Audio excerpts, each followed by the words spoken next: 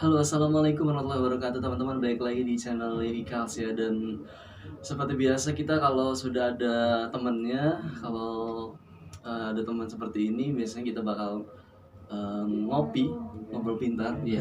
Walaupun kopi nggak ada. Betul betul. Dan kali ini teman-teman ya, di awal tahun ini saya berkesempatan untuk ngobrol sama salah satu orang yang keren banget gitu, yang baru bener baru kenal sebenarnya. Betul, Cuman betul. mudah-mudahan sih ini jadi awal yang baik gitu kan, untuk kedepannya bisa terus belajar sama beliau. Beliau ini selain pengusaha juga adalah penulis skenario, Pak. Betul. Oke, mungkin bisa dikenalkan dulu. Teman-teman, halo, assalamualaikum warahmatullahi wabarakatuh. Saya Denny Gunawan, salah satu anggota dari Jaringan Penulis Indonesia, menulis skenario, ya kan, salah satu kepenulisan sebuah karya di skenario film, FTV atau sinetron. Walaupun saya belum senior, ya, walaupun saya belum terkenal seperti penulis skenario yang lainnya seperti Hanung, ya, seperti misalkan Garin Nugroho, misalkan Mila Lesmana misalkan, ya. Tapi udah keren dong tentunya, udah menuju ke sini Iya, ya. ya insya Allah, ya kan. Tadi Jaringan Penulis Indonesia. Mungkin buat teman-teman yang belum tahu itu kayak apa sih maksudnya, wadah? Kita itu sebetulnya Jaringan Penulis Indonesia itu sebuah wadah atau komunitas. Hmm. Kita perkumpulan daripada seorang para penulis, bukan hanya skenario saja. Itu penulis secara umum. Secara umum bisa penulis cerpen, penulis Berarti saya novel. juga masuk dong. Ya, bisa penulis novel gitu kan. Ya sebetulnya lebih kepada kita itu menghasilkan sebuah karya gitu kan, kalau kita menulis sebuah sinopsisnya kemudian kita kirim ke salah satu PH melalui tim kita, ya kan, karena di Jaring Penulis juga ada tim kita, ada tim adminnya, ya gitu, salah satu penulis skenario yang sudah terkenal banget, ya kan, sangat luar biasa orangnya, namanya Endi Kuswoyo. Endi Kuswoyo ini suami dari Dita Faisal. Oh iya, Dita Faisal, Iya, pernah penyiar dengar. daripada TV One, ya, Iya. berita TV One. Nah, beliau, kami itu binaan beliau, gitu. Kadang-kadang beliau begitu sangat mencintai kami di komunitas itu. Bahkan kalau kami itu enggak enggak serius atau main-main, atau kita itu enggak benar dalam penulisan, dia bisa arahkan, dia bisa bina, bisa dan sebagainya. Dari kapan Pak gabung di sini? Kalau saya sih belum lama, mungkin dari 2019. 2019. Kalau sebetulnya sih kepenulisan, menulis sebuah karya kayak cerpen, kayak cerita-cerita, memang saya dari SMP juga memang sudah suka. Suka nulis dari Betul. dulu. Saya suka nulis. Bahkan ada salah satu mentor saya di kepenulisan skenario ini. Kalau biasanya orang yang suka menulis itu suka banyak menabung luka. Waduh. Gitu. Menabung luka. Sebetulnya sih bukan tujuannya kita itu harus banyak kesedihan, bukan. Ya kan? Tapi kita lebih kepada misalkan untuk menabung luka ini kita bisa melihat kesedihan orang, bisa melihat lebih konflik empatinya orang, gitu ya. betul, konflik orang dan sebagainya. Sehingga kita bisa menyimpulkan, kemudian kita tulis menjadi sebuah karya kita. Tapi dulu lebih seneng non fiksi apa fiksi? Sebetulnya kalau saya fiksi itu lebih senang. Lebih senang fiksi. Karena imajinasi. Iya, kalau misalkan story, kalau kisah nyata gitu ya, storynya gitu, kalau kisah nyata kayaknya harus banyak hal yang harus kita lakukan, gitu. Risetnya harus benar-benar. Betul, risetnya harus benar-benar. Karena ada memang salah satu nanti yang akan menjadi sebuah karya itu ini, yang seperti saya bilang, seperti misteri perempuan berjubah itu kan. Ini mau ini ya? Iya, itu nanti saya lagi menulis skenarionya untuk dijadikan film. Kemudian yang judulnya Bandung Tanpa Kamu. Ya, itu romantis ya, genrenya. Genre romantis. Iya, seperti itu. Jadi itu dari ini ya, maksudnya dari menabung lupa dia.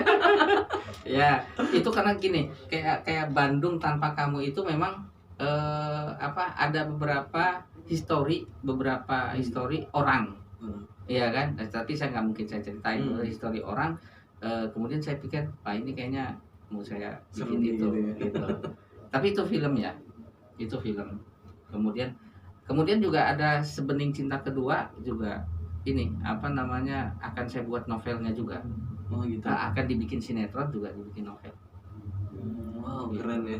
Itu kalau apa ya istilahnya, mungkin ada ini nggak sih, ada tips nggak sih Pak buat kayak mau buat teman-teman gitu yang waduh pengen nih jadiin sebuah karya tulis cerpen kah gitu atau ini ada ini. Sebetulnya gini sih ya, kalau misalkan kita itu gini, kalau ingin menulislah. Apapun yang kita pengen tulislah di situ. Tapi biasanya kalau penulis pemula tuh nemuin baru satu kalimat udah. Makanya kalau kita pengen menulis jangan ini baru segini, enggak, tulis aja apa yang kita bisa, apa yang kita mau, curahkan dalam berbentuk tulisan, iya kan? Entah itu keluh kesah kita, entah itu apapun lah, iya kan? Kayak sejenis mungkin diari ya, kayak diary gitu ya. kayak seperti itu, ya kan? Tapi nanti kalau misalkan kita lebih ingin membuat sebuah karya seperti itu kan bisa dikembangkan. Sebetulnya bisa dikembangkan seperti itu, karena saya juga sebagai pribadi ya nggak mungkin tanpa punya masalah ya, iya, atau nggak ada histori di belakangnya, ya kan? Ya saya juga ada histori. Nah itu juga ada, ini kayaknya gini, kayaknya seperti ini, kayaknya seperti ini. Bahkan gini, kalau orang yang suka menulis itu biasanya duduknya dia itu kadang-kadang sebuah imajinasi. Ya. Kayak kayak ngelamun tapi dia punya ide gitu loh. Ya tapi bukan ngelamun. Duduknya, kemudian kita ngobrol, di ngobrolnya itu gitu tuh. Seperti itu. Kalau saya sih lebih ke gini. Ingin apa yang ada di dalam pikiran, di dalam hati kita, saya ingin menuangkan segala sesuatu unek-unek di dalam tulisan menjadi sebuah karya yang bisa dinikmati oleh orang banyak. Gitu. Baik itu nanti akan dijadikan apalah nantinya, novel kah atau cerpen atau apa. Berarti istilah writer block segala macam sebenarnya nggak ada ya? Nggak ada. Itu hanya dibuat-buat aja ya? Iya, hanya dibuat-buat aja. Teman-teman ya, jadi apa ya istilahnya, kalau mau nulis ya udah nulis aja. Nggak usah jadi sosok edit dulu betul, gitu, betul. Tulis aja. Iya kan, apa yang kita mau tulis ya tulis aja.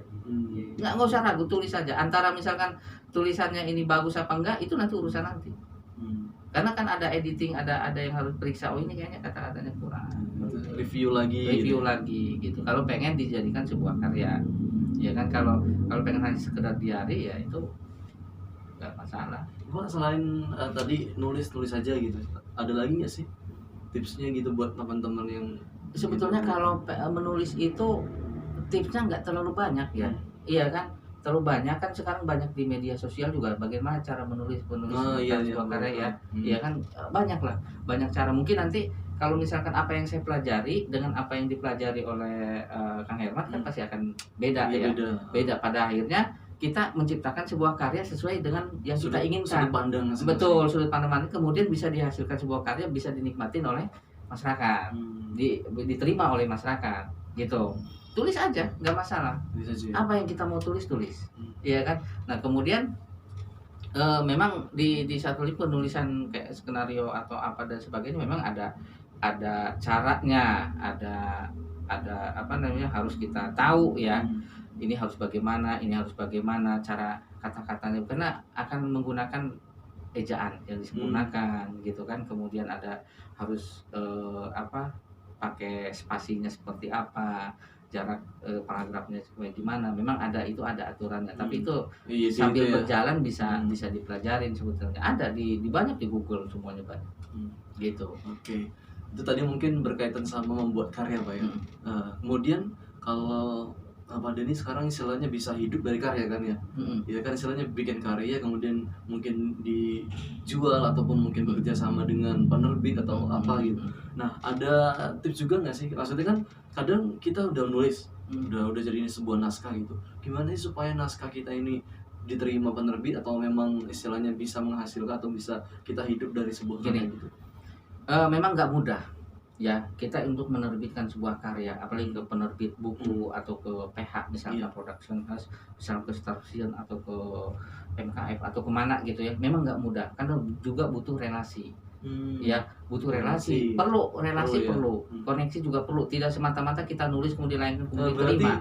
istilah penulis di kamar aja itu nggak ini ya, menyendiri di kamar aja penulis itu, berarti itu nggak mesti gitu. makanya saya bilang kita bisa di alam bebas ya kan, sambil di pantai, sambil di gunung, sambil di mana, bahkan di kamar kecil pun, di kamar mandi pun ada ide Ya. gitu untuk wah ini kayaknya begini, kayaknya bisa begini, banyak ide sebetulnya.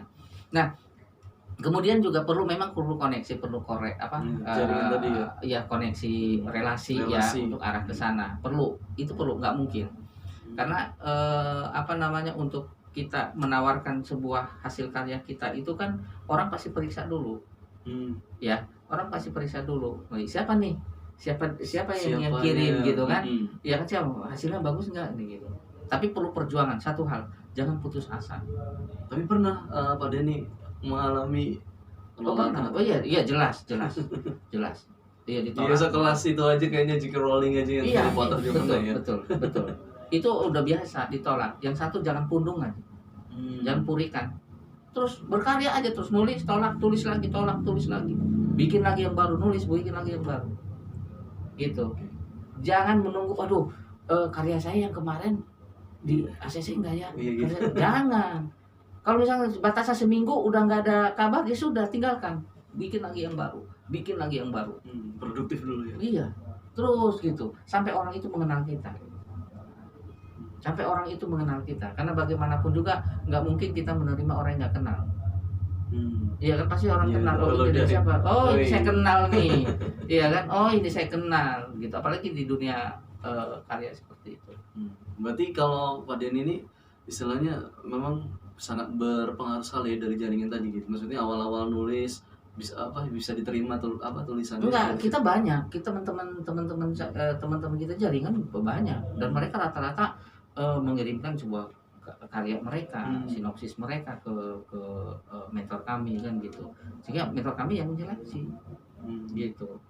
Dan seleksi kalau bagus, oke, kalau enggak ya sudah. Tapi kita tetap nulis.